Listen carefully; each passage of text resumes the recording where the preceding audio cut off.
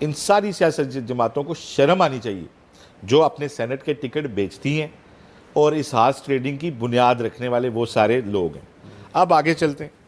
میں آپ کو ایک دلچسپ واقعہ سناتا ہوں ایک اسپیکر کا.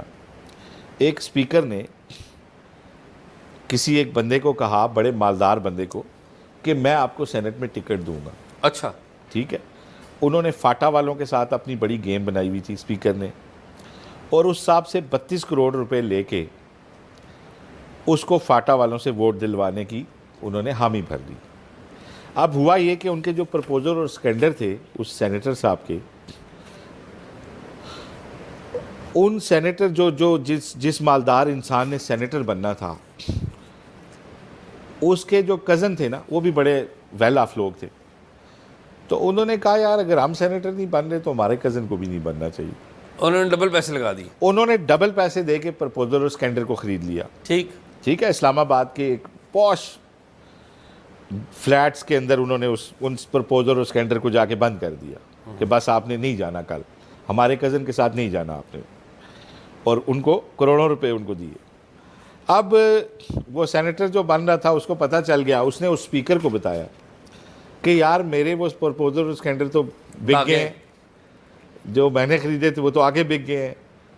تو اسپیکر نے کہا کوئی مسئلہ نہیں. انہوں نے لیجسلیشن برانچ میں کہہ کے نا ایک ترمیم امینڈ کر وہ پرپوز کروائی, راتوں رات ویٹ ہوئی, صدر کے پاس بھیجی گئی, اور صدر نے آرڈیننس جاری کر دیا اور رولز چینج کر دی, پرپوزر اور سکینڈر کو ایریلیونٹ کر دیا. اور اگلے دن نئے پرپوزر اور نئے سکینڈر کے ساتھ جا کے سینیٹر صاحب نے پیپر جمع کرائے اور وہ سینیٹر منتخب ہو گئے. لیکن ہوا کیا, جب وہ سینیٹر منتخب ہوئے تو انہیں ایک سیاسی جماعت کے کوٹے پہ منتخب کرایا گیا, لیکن انہوں نے اس وقت کے ڈی جی سی کو فون کیا اور کہا کہ سر اگر آپ کا حکم ہو تو میں اوتھ لے لوں, اگر اجازت لے اگر آپ کا حکم ہو. ڈی جی سی کو کال کی کہ اگر آپ کا حکم ہو تو میں سینٹ کا اوتھ لے لوں. انہوں نے کہا بالکل آپ لے لیں, آپ بڑے اچھے آدمی یار, آپ بھائی ہیں ہمارے, جائیں.